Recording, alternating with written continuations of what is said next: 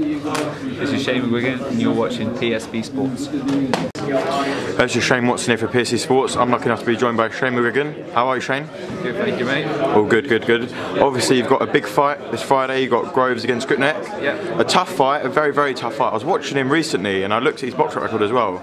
He's won some very tough fights and he's a very tough opponent. Yeah. Never been stopped or anything either. No, he got stopped in the cut eye before. So yeah. He's been in there with some top quality guys at light heavyweight and super middleweight. So I think, you know, a lot of people are writing him off, but this is a genuine fight, you know what I mean? So people are just saying, you know, Grosz is, you know, not fighting, obviously because he's not known over here in the UK. But if he was a UK fighter, people would be saying he's world class, you know. And I think he's just equally as tough of a fighter as Mark Murray. So we've got to be on point, and we've got a good camp.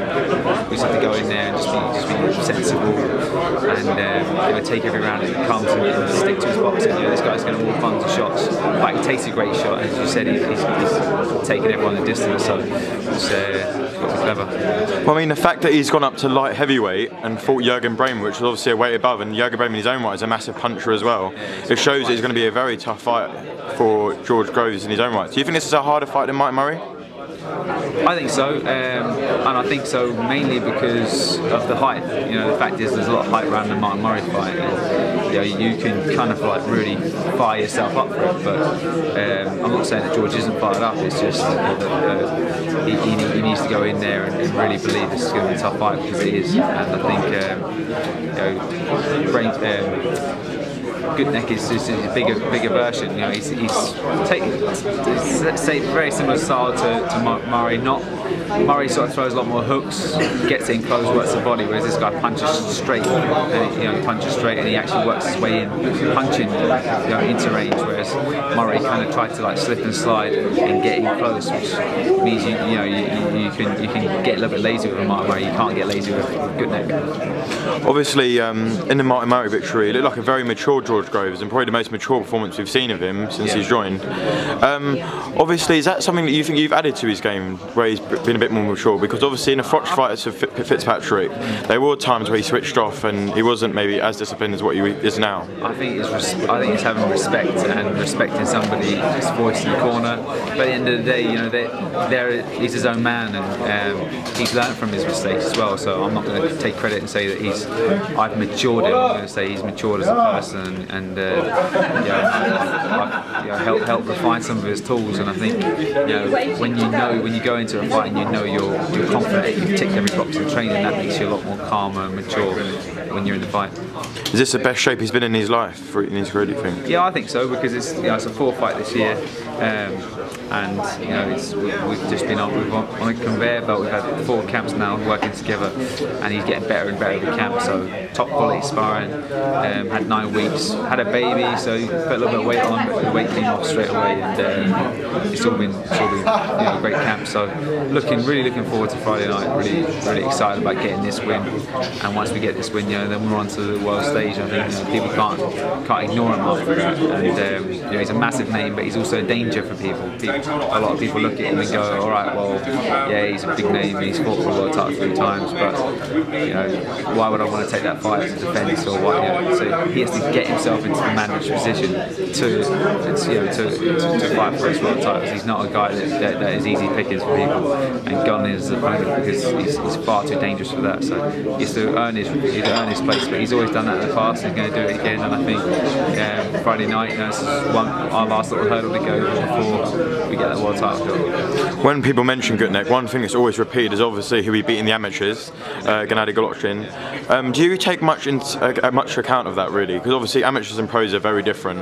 No, it's in 2004, it was a long time ago, but what you do take is that Golovkin's been a puncher since he was like a child. Do you know what I mean? He's been a massive banger, and he knocked out Lucien Boutte in the amateurs with green heel gloves on. And if you ever thought, when I used to fight in the amateurs, we used to fight with green heels, and it was like a curse if you got green heel gloves. I love the Star Pack gloves rather than the green heels. Green heels, big spongy thing, so you couldn't hurt your opponent. And he knocked Lucien Boutte. He went on to be a world champion at super middleweight. He knocked him clean out with green heel gloves on and a head guard. So you can't disrespect a guy that's beaten him, never mind that's fought him, never mind beating him, in the amateurs. So you've got to give him ultimate respect, and he's got incredible chin. So we can't go out there looking for a big shot to knock him out, because this guy's durable as hell. So after this fight, although we don't want to look ahead of this fight, because obviously we said this could possibly be his toughest test of his career, what would you like to see next for Grosz? Is it a world title fight, or do you think he deserves another fight to get prepared for a world title fight? As I said, this is our last hurdle that we want to get over before the world title fight. This is for a WBA international title. We're ranked very high. We're sitting there waiting for our chance to fight Chudinov. Stam's just been stripped. Chudinov was going to fight for the vacant title, and I think he'll actually get a dubious decision anyway with Chudinov versus Sturm. And I think they'll give him his belt back, and then we'll be in mandatory position to fight for that title. And I think Federal Chudinov came over here and beat Buglioni, so he's known to the public over here. But I think Grosz got beat him. Of course. So obviously you've got in your other stable fights, you've got Frampton, who's defending his world title that he very well won in America this year. Yeah. And credit to him for taking the rematch. He didn't really have to. I thought he won it quite comfortably. Other people have their own opinions. But so how's the camp going ahead of the fight night?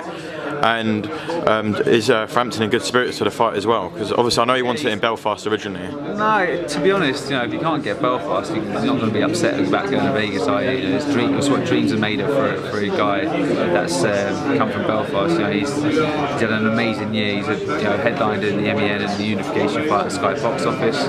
He went out to New York, Brooklyn, Barclays Center, headline, beat a 3-weight world champion in Leo Santa Cruz, an unbeaten guy, won that WBA super title.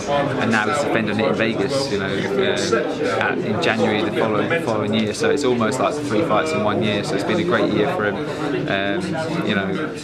We obviously want to go back and fight in Belfast. But the problem is going there in January, any time apart from summer. They've only got a 9,000 seat arena in the Odyssey, and this is a guy that does 20,000 plus tickets. So it doesn't justify a fight in the Odyssey. It's far too big. You've got to get people over there, and Santa Cruz is a man of habit, and he's not going anywhere out of America. But the true champions will travel anywhere, and that's what Frampton is. He'll travel anywhere and beat Santa Cruz again in the rematch. And camp's already started, and we're looking forward to it. We're going out and staying in Robert Guerrero's house in Las Vegas, like about 5 miles outside the Strip.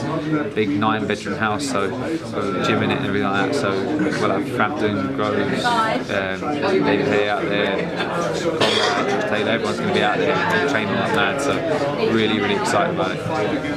Of course, of course. So also you've got David Haye, who's meant to be fighting on December the 10th. He spoke about it for a while. That doesn't look likely to be happening anymore. No. So do you know what's next for him and who he could possibly be fighting? Or? Yeah, look, David's got something in the pipeline. The problem is with this heavyweight division, the way it's gone since Tyson Fury, when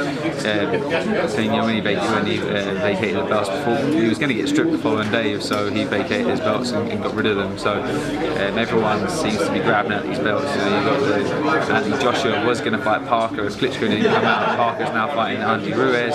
You've got Klitschko pulling out on an injury. He's going to be fighting in April, I think, against Anthony Joshua. Joshua's now fighting Eric Molina. So all these belts are up in the air, and I think it's set the whole heavyweight division back a little bit. We've got something lined up, and we're really excited about it. And I think it's one that the public are going to get really excited about as well. So it's going to be our launch to where we want to be.